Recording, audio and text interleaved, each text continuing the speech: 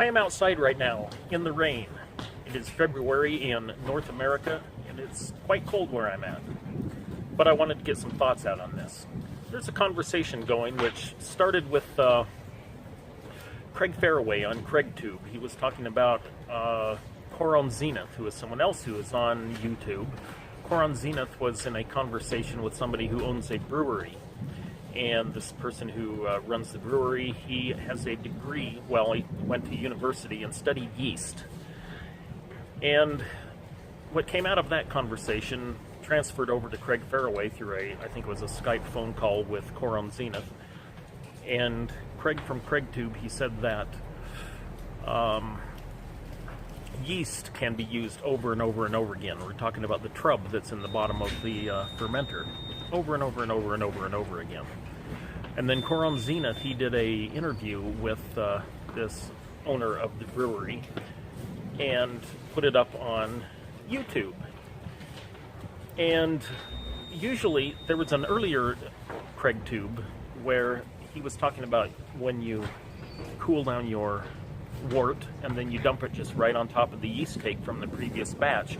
And there are people who say, no, you can't do that, it'll make bad beer, whatever. And then I think he brought up somebody who had done it 3 times in a row and then said, well, after the 3rd time, it kind of goes a little bit bad and it's not good anymore.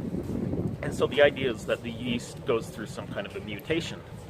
And I was hoping that Coron Zenith and this yeast guy would discuss this mutation issue. And it's kind of getting confused with adaptation, which I would like to sort of define as being something else. So I'm going to describe the differences between them. And for example, for adaptation, here I am outside and I'm in the cold, and I am adapting to my colder environment. My body is adapting by closing off the capillaries to my skin, which make it so that I lose less heat.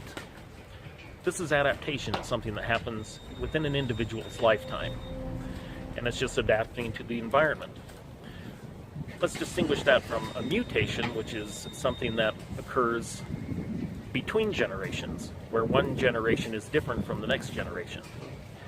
So if you were to think of, say, selectively breeding wiener dogs. Wiener dogs are these little dogs that can fit right through a cat door because they're so small. Well, what if you were to take 1,000 wiener dogs and over the course of 10 years selectively breed them by always choosing the largest wiener dogs to breed with the largest wiener dogs and then just, discarding the other wiener dogs, do whatever you do with them?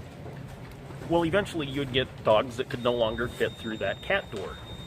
It's dogs that can't do what they could have done in previous generations.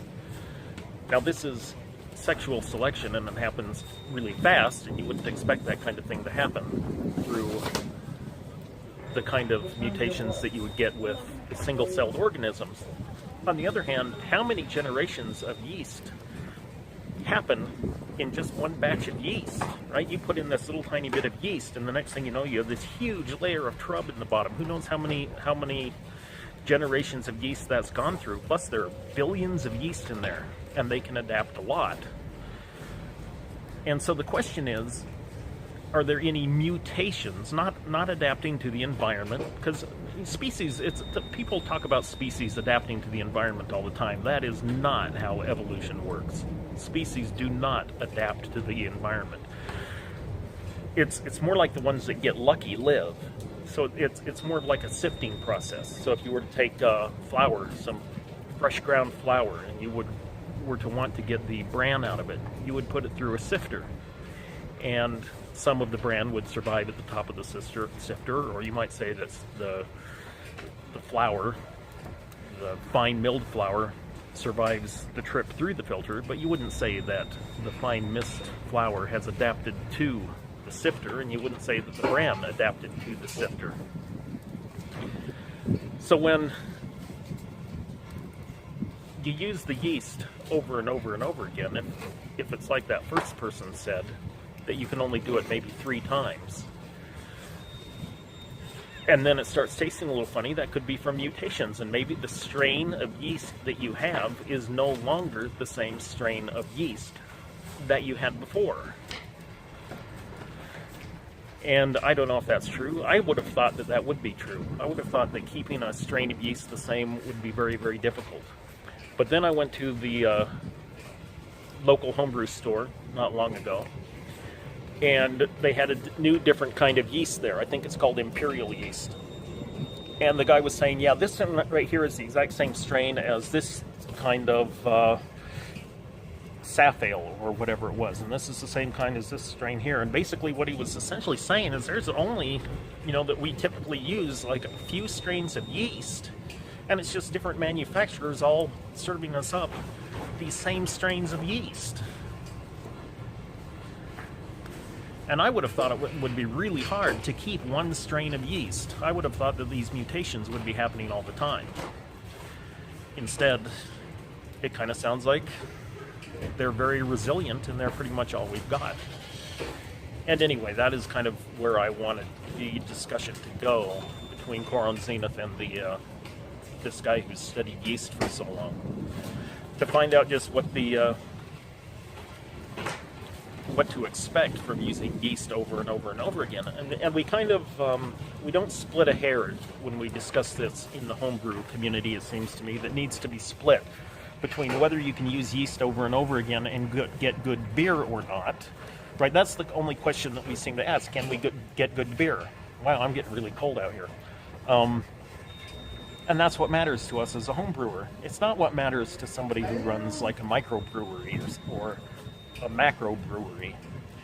What matters to somebody who's running a brewery is whether they can get consistent results batch after batch after batch, year after year after year. Because if you like Coors, maybe you go a month without drinking Coors, and you go back and you buy some more Coors, you want it to taste the same as it tasted a month ago and a year ago. Consistency is what matters.